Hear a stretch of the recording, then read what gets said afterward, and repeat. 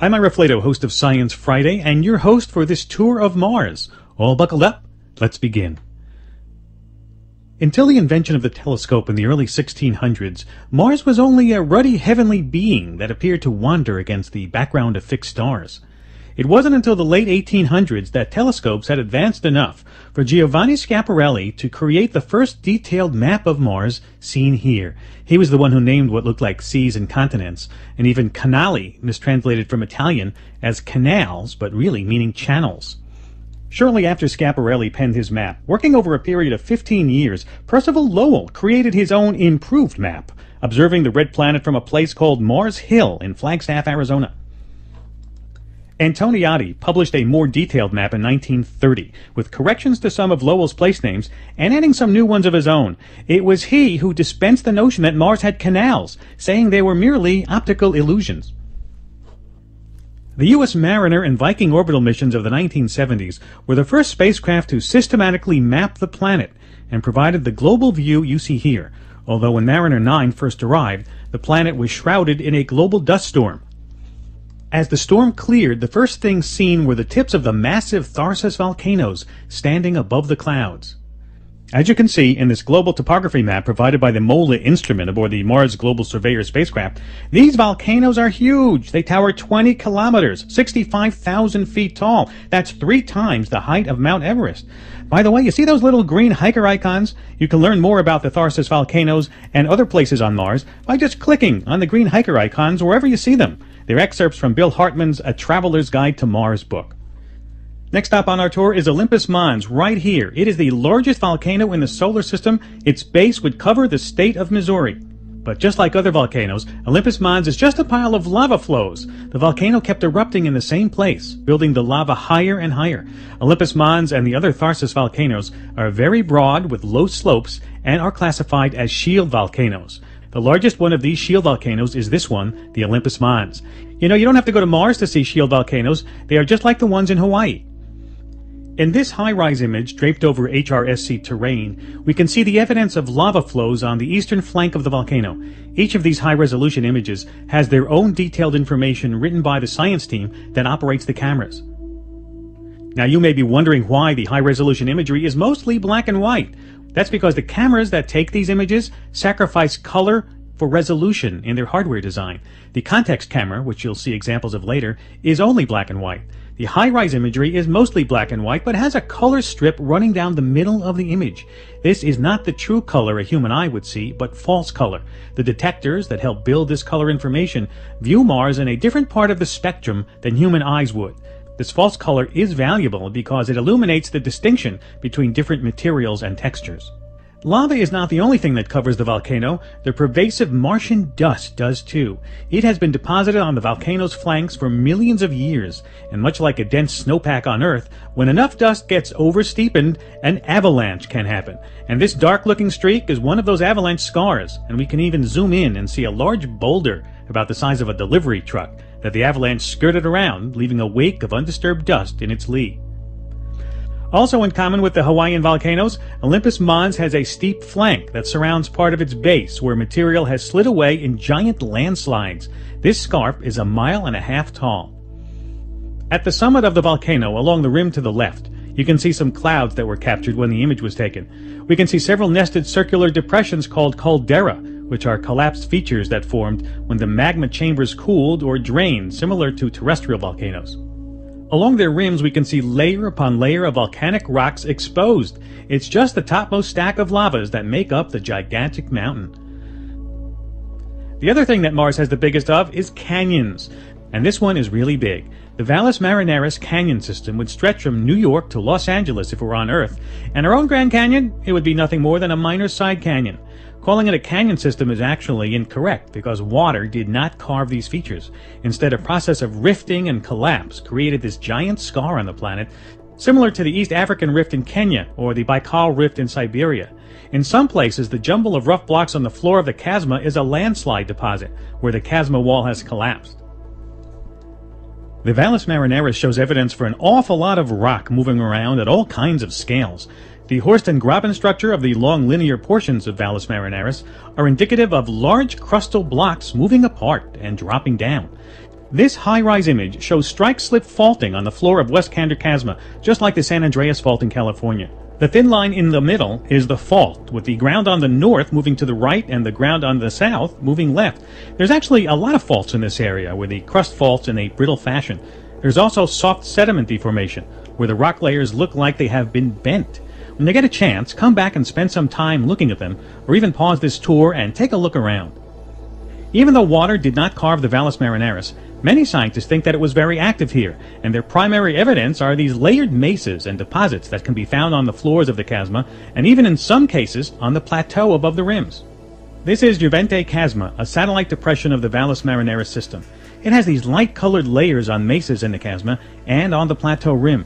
We don't have time on this tour to have a look at them, but hey, you can come back and look at these high-rise images later on your own.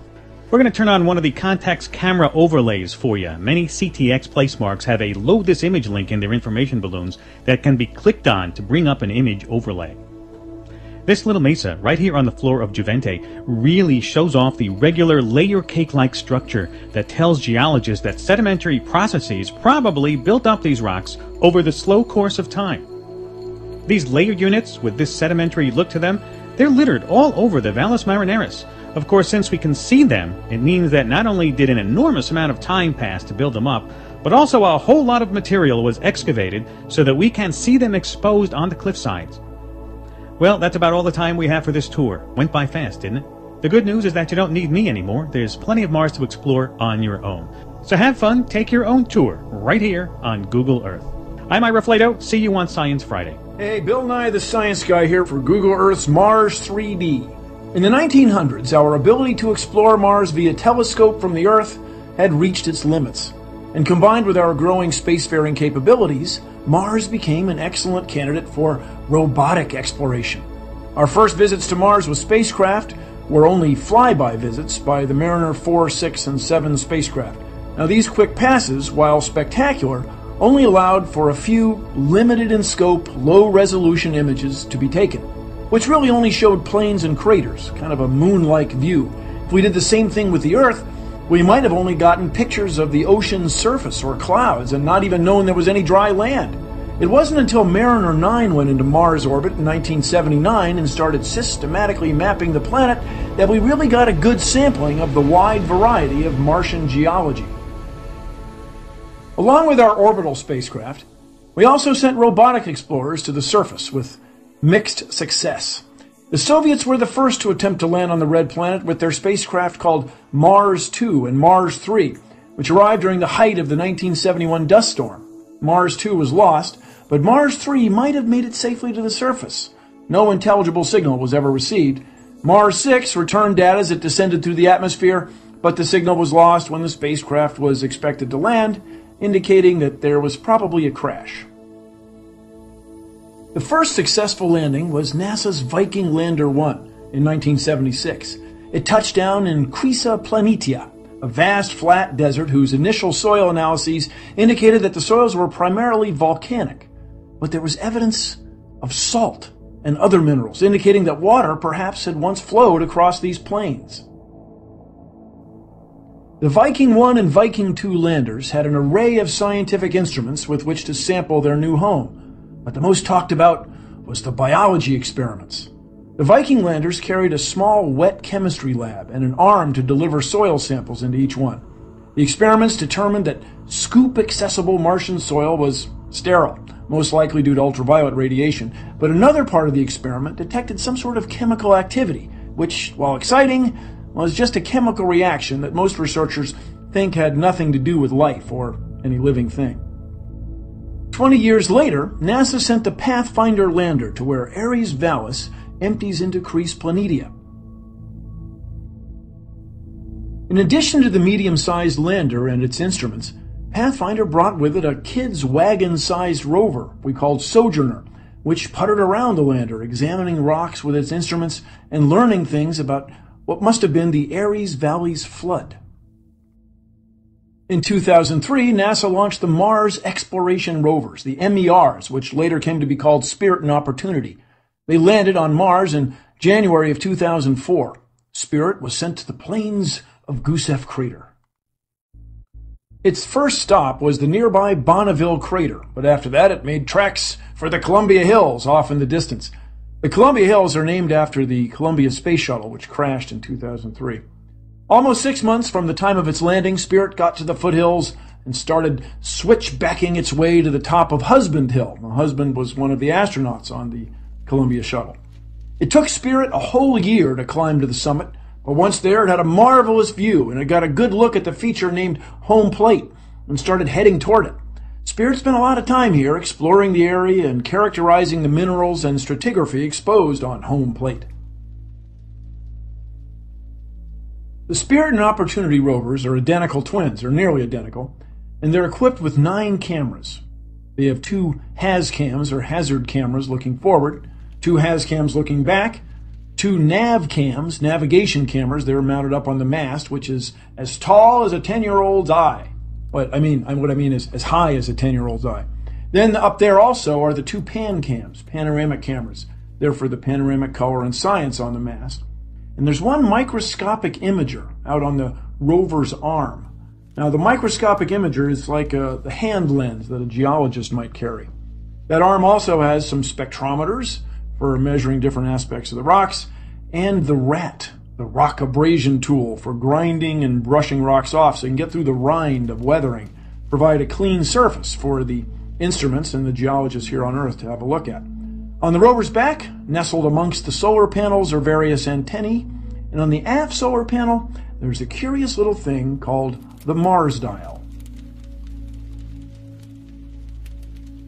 The other Mars exploration rover, Opportunity, landed in Meridiani Planum, almost in the middle of a small crater, an interplanetary hole-in-one. Its first stop was the medium-sized Endurance crater, which it drove into and examined fine layers exposed there. It then started driving south. It passed its own heat shield from its own descent module, and even got stuck in some deep sand. It took quite a while before it eventually reached Victoria Crater with its magnificent exposures of sandstone. Opportunity then circumnavigated a good distance around the north rim before coming back around to the west, driving down into Duck Bay, where it examined the layers on the side of Cape Verde. After that, it drove around to the southwest of the crater and started booking south. Opportunity's next big destination is the much larger Endeavour crater. It's 14 kilometers away, 8 miles or so. In Opportunity's 5 Earth years of operation, it has only gone about 6 kilometers, 4 miles from where it landed. So it may take some time to make it to Endeavour Crater. The most recent spacecraft to land on Mars, the Phoenix lander, did so far, far to the north of the other landings. The HiRISE instrument, a high-resolution camera aboard the Mars Reconnaissance Orbiter, captured this image as Phoenix was descending on its parachute. Although it looks like Phoenix landed inside the Heimdall crater, the orbiter was actually very far away and took the image at an oblique angle, creating this optical illusion. In this image, Phoenix is about 20 kilometers in front of the crater. The cutout at the left shows a blown-up version of Phoenix hanging from its parachute during its descent. Phoenix actually landed on the plains well outside of the Heimdall crater. Phoenix landed so far north at a position similar to the high Arctic on the Earth that the team knew the spacecraft wouldn't last very long. It could only operate until the Martian autumn or fall, because the sun would dip down low on the horizon. The solar panels would not be able to recharge the batteries, and then it would be coated with carbon dioxide frost, a blanket of dry ice, maybe a meter or even more thick on top of the spacecraft.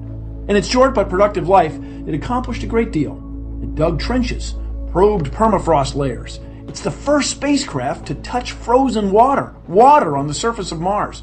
Phoenix made many other measurements that scientists are going to be working on for a long time to completely understand.